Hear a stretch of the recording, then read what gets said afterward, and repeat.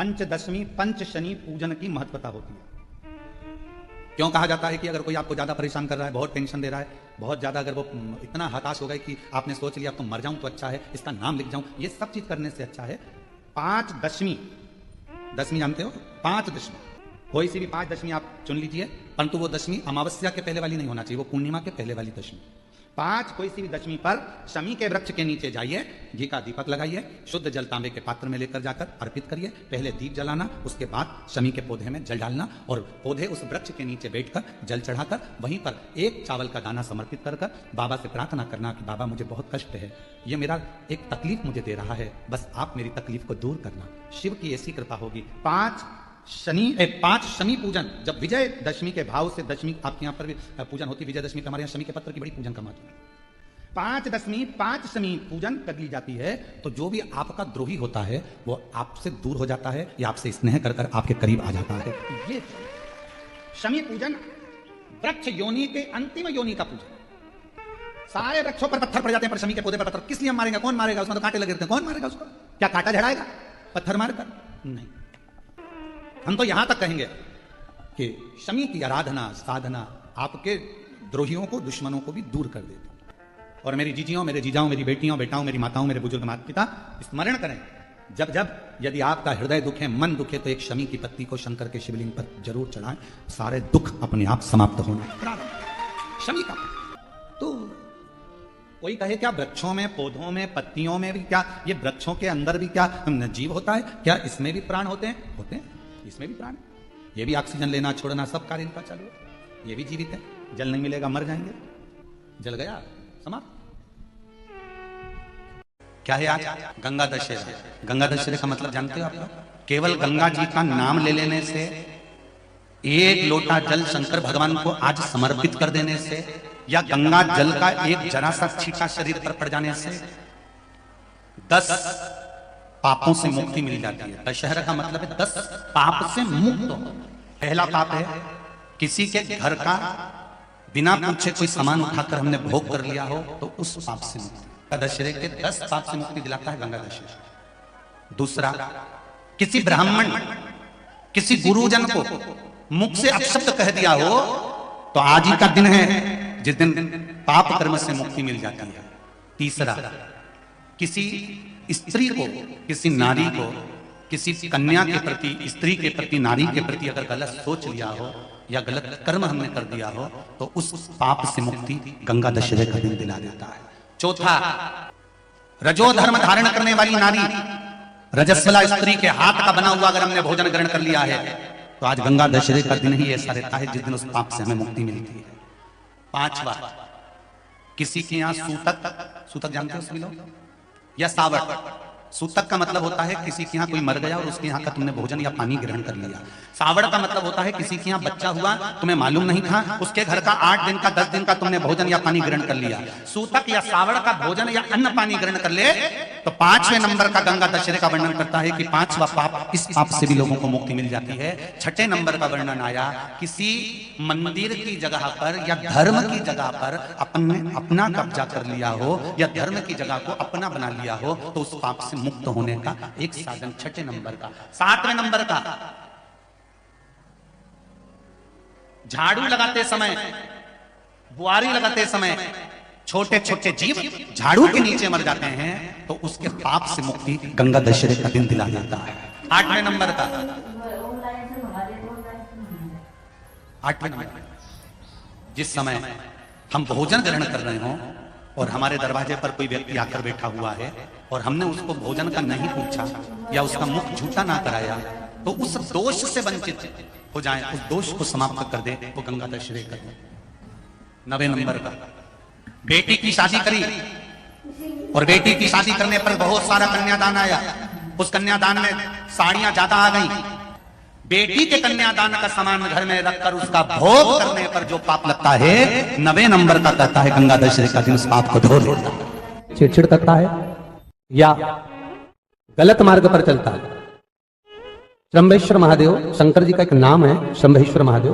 तो जब कोई व्यक्ति चिड़चिड़ करता है, क्रोध करता है, गुस्सा करता है तो महाराज शंकर भगवान का, शंभेश्वर महादेव का नाम लेकर 31 बेलपत्र, जिस व्यक्ति को क्रोध आता है उस व्यक्ति का स्मरण कर कर आखा चावल मतलब सेके चावल के साथ एक एक बेलपत्र 31 बेलपत्र कर कर शिव जी के शिवलिंग पर समर्पित करी जाती है, मात्र 10वीं की तिथि के लिए, केवल 10वीं, चाहे उजाला की हो चाहे अंधेरे की। कौन से महादेव का नाम लेना है?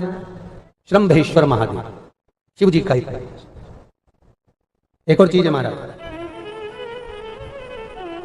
छोटे छोटे बच्चे रहते हैं, कुछ कुछ बच्चों को माता जबरदस्ती के भोजन कराती है, खिलाती है, ठोकती मारती खिलाती है। कुछ कुछ बच्चे ऐसे रहते हैं वो कुछ खा ही नहीं पाते, मुख में दो और वॉमिटिंग कर देते हैं, उल्टी कर देते हैं। ऐसे बच्चों के लिए या जिस व्यक्ति को भोजन पचता नहीं हो और उधर में एसिडिटी रहती हो और जलन टाइप की होती हो, उसके लिए भी श्रम्भेश्वर महादेव का स्मरण है। सुंदर व्याख्यान वर्णन किया है। श्रम्भेश्वर महादेव के ठीक सामने अर्थात भगवान शंकर के किसी भी शिवलिंग के सामने एक तांबे के लोटे में जल रख लीजिए, तो जल के अंदर 3 बेलपत्र डाल दीजिए, एक पीपल का पत्ता डाल दीजिए महाराज, शमी के 11 पत्ते कलश को छुआकर शंकर भगवान के शिवलिंग पर श्रम्भेश्वर महादेव के नाम से चढ़ा दीजिए। उस जल को उठाकर ले आइए, एक रात्रि तक घर के अंदर रखना है।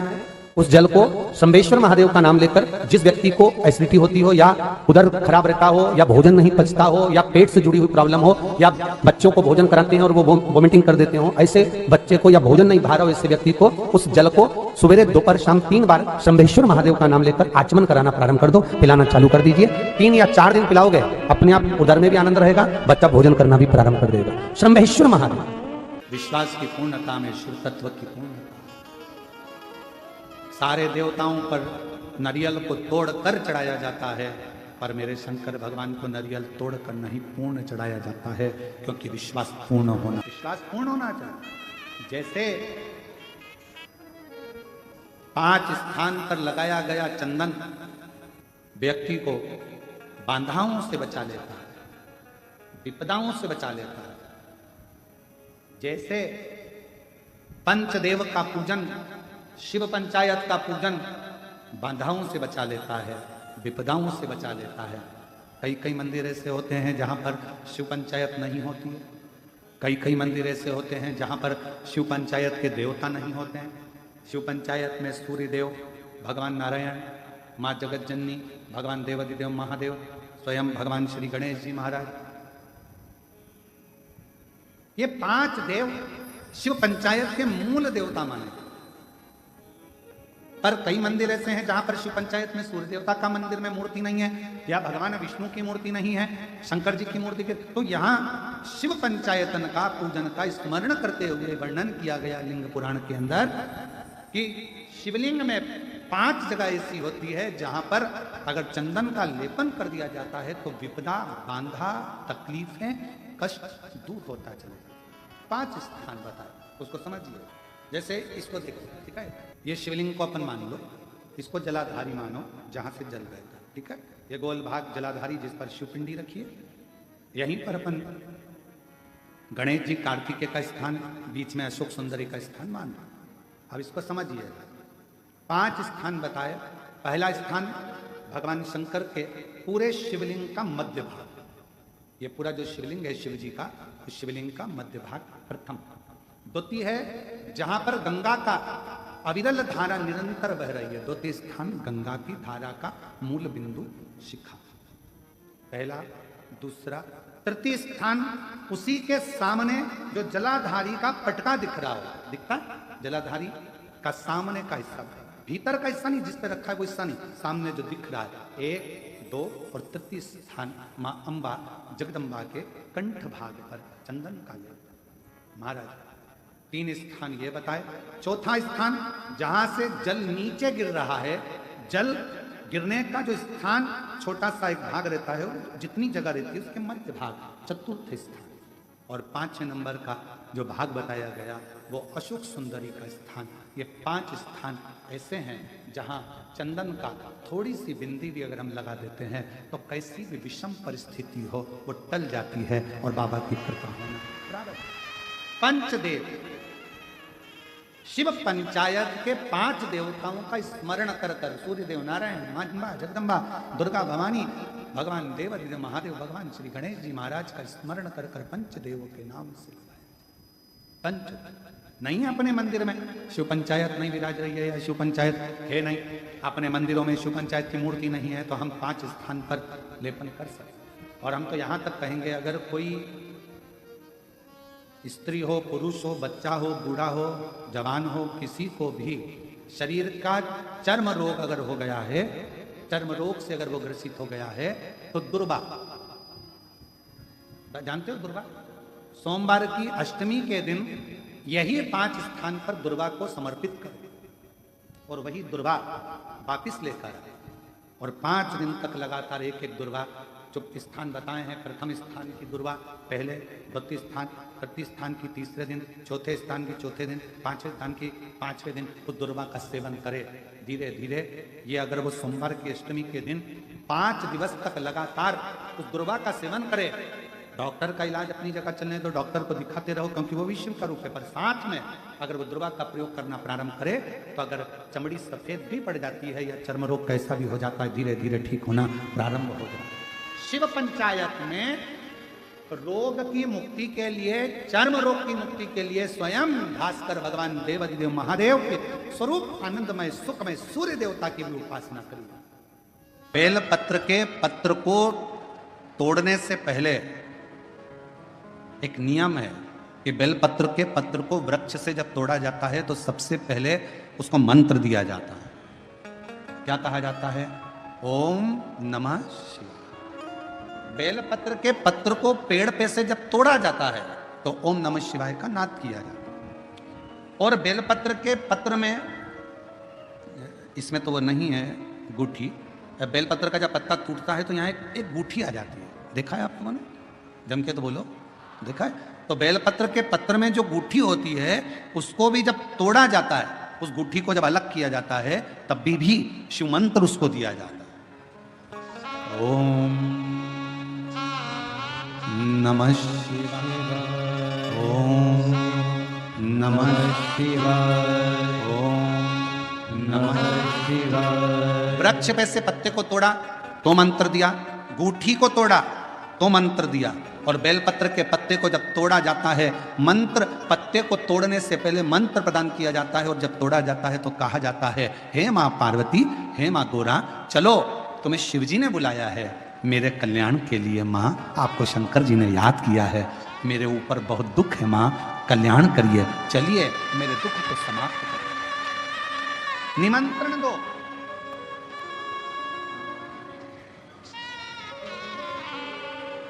पहले नंबर पर क्या देना है बेलपत्र के पत्र को तोड़ने से पहले? जम के बोलो, मंत्र। दूसरे नंबर पर क्या देना है बेलपत्र के पत्र को चलने का? जम के बोलो, निमंत्रण।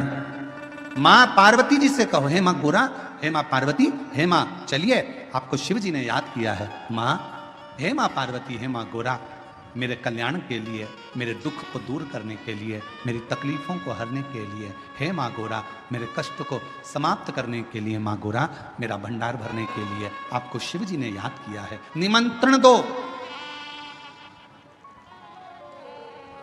लेकर आए, फिर गूठी तोड़ी, फिर मंत्र दिया, ओम नमः शिवाय, नमः शिवाय, नमः शिवाय। अब गुरुजी ने पूछा कि तुमने मंत्र दिया? नहीं। तुमने निमंत्रण दिया? नहीं। तो फिर तुम्हें क्या हक है कि बेलपत्र का पत्र तोड़ो? शिव महापुराण की कथा तो कितनी बड़ी बात कहती है, बेलपत्र के पत्र को सीधे पेड़ में से तोड़ कर लेकर आना चाहिए। बेलपत्र की डंडी, कई माताओं की, कई भाइयों की आदत होती है, बड़ी सी डंडी होती है, उसको वहां से काट लिया, तोड़ लिया, पूरी की पूरी डंडी तोड़ कर लिया है, फिर घर पर आकर उसमें से पत्तियां तोड़ ली, जो डंडी थी उसको पटक दिया। ना ना ना, ये गलत, ये गलत। वृक्ष से पत्तों को निमंत्रण देकर फिर तोड़ा जाता है, और फिर लेकर आकर दूठी तोड़ते समय भी शिव मंत्र को दिया जाता है। कुछ नियम है बेलपत्र के भी, उसको धारण करना चाहिए।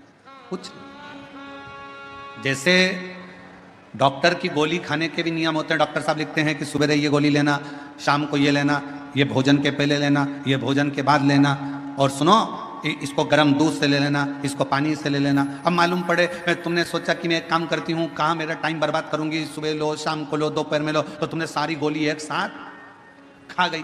और फिर डॉक्टर के पास गई, डॉक्टर साहब मेरे को तो आराम ही नहीं लग रहा, मैंने 3 बार 15 दिन से गोली खा रही हूँ, 10 दिन से गोली खा रही हूँ। डॉक्टर साहब ने पूछा गोली खा रही हो तो क्या तुमने नियम धारण करा? हाँ, क्या क्या नियम धारण करा? सुबह की गोली सुबह खाई, भूखे पेट की भूखे पेट खाई, भोजन के बाद की भोजन के बाद खाई? नहीं, मेरे पास समय नहीं रहता, इसलिए सारी की सारी एक साथ खा गई। डॉक्टर ने कहा इसीलिए तो दवाई असर नहीं कर रही है, दवाई खाने का भी तरीका होता है। आवाज सेट नहीं है भाई, दवाई खाने का भी तरीका होता है, दवाई को खाने का भी एक तरीका है। उस दवाई को खाओगे आनंद पाओगे, स्वस्थ हो जाओगे, रोग मुक्त हो जाएगा। तो दवाई के खाने का भी तरीका है। उसी तरह गुरु कह रहे हैं, संत ने कहा कि तुमने गलती करी, तुमने पहले मंत्र दो, फिर से बोलो, पहले मंत्र, फिर निमंत्रण, फिर दूठी तोड़ते समय फिर मन, फिर ओम नमः शिवाय, ओम नमः शिवाय, ओम नमः शिवाय। फिर मंत्र के बाद निमंत्रण दो। माँ हे माँ गौरा, साथ में बोलो, हे माँ गौरा, हे माँ पार्वती, चलिए आपको देव अधिदेव महादेव बुला रहे हैं, मेरे दुख को काटने के लिए, कष्ट को मिटाने के लिए, तकलीफों को मिटाने के लिए। माँ आपको शिव ने याद किया है। पत्र लेकर फिर शिव के पास चले। बहुत रोगी है, एक हाथ में दूध लो, एक हाथ में जल लो, 5 बेलपत्र दोनों में डाल लो, और उस व्यक्ति का नाम लेकर, भले उसको ऑक्सीजन लग रही है, उसका नाम लेकर, गोत्र बोलकर, कुमरुक्का जी का नाम लेकर श्री शिवाय नमस्तुभ्यम बोलकर शंकर पर चढ़ा दीजिए। सुबह दोपहर शाम प्रदोष काल में 3 बार दिन भर में चढ़ाओ। 3 दिन के अंदर उसको अंतर आना चालू हो जाएगा। 3 दिन। जिस लड़का और लड़की का विवाह नहीं हो रहा, बहुत हताश हो गए, परेशान हो गए, विवाह संबंध जमी नहीं रहा, किसी भी बुधवार के दिन तांबे के कलश में चने की दाल को भर लीजिए, किसी भी बुधवार, और तांबे के कलश में चने की दाल को भर लो, उसमें 2 गोल सुपारी रख लो, पूजन वाली सुपारी रखकर 2 सिक्के उसमें रख लो, पीले कपड़े से मुख बांध दो, उसका पूजन करो बुधवार के दिन भी, और गुरुवार के दिन उसका पूजन स्नान करने के बाद करना। पर घर में किसी से बात मत करना, मुख से शब्द मत बोलना, मुख झूठा मत करना। पूजन करने के बाद उल्टे हाथ पर कलश को रखकर सीधे हाथ से ढककर कोई ब्राह्मण के घर में जाकर साथ में किसी को ले जाओ, बिना बोले, बिना बात करे, बिना कहे, साथ जाकर ब्राह्मण का दरवाजा बजा दे, बात कर ले और में गया वो, पर तुम्हें नहीं बोलना है। और वो कलश ब्राह्मण के अपनी कामना कर कर वो कलश का दान दे दिया जाए। महाराज ज्यादा से ज्यादा 4 महीना 3 महीने के अंदर विवाह संबंध पक्का हो जाता है। विवाह संबंध, चने की दाल का दान कुछ सहज नहीं है। जिस नारी का रजोधर्म के अंतर्गत नारी को जो परेशानियां होती हैं, कोई के 8 दिन पहले, 4 दिन पहले, 3 दिन पहले कहीं ना कहीं रजोधर्म के अंतर्गत जो बीमारियां होती हैं, उसके लिए महाराज 7 चने की दाल के दाने तुलसी महारानी के सामने कटोरी में रखकर तुलसी के 3 पत्ते उसमें डालकर अपनी मनोकामना कर कर तुलसी में 3 बार जल छोड़कर वो तुलसी और वो चने की दाल ले जाएं और उसको धीरे धीरे कर कर एक एक कर कर सुबह शाम दोपहर में उसको खा लीजिए। रजो धर्म से जुड़ी हुई परेशानी समाप्त। कोई सहज नहीं है महाराज। चने की दाल को स्वर्ण दान का भी भाव कहा गया। हमारे हिंदू धर्म में चने की दाल को स्वर्ण दान भी करते हैं। जो व्यक्ति स्वर्ण दान नहीं कर पाता वो चने की दाल का दान कर देता है, तो स्वर्ण दान के बराबर मान्य है महाराज। फिर निवेदन करा, चने की दाल का व्याख्यान वर्णन फिर किया गया। मान लो कोई प्लाट है, कोई प्रॉपर्टी है, कोई जमीन है, कोई जायदाद और नहीं बिक रही, बहुत परेशान हो गए, लाखों करोड़ों रुपए तुम्हारे डूब गए और ये प्रॉपर्टी बिके तब तुम उबरो, तो उसके लिए चने की दाल को एक रात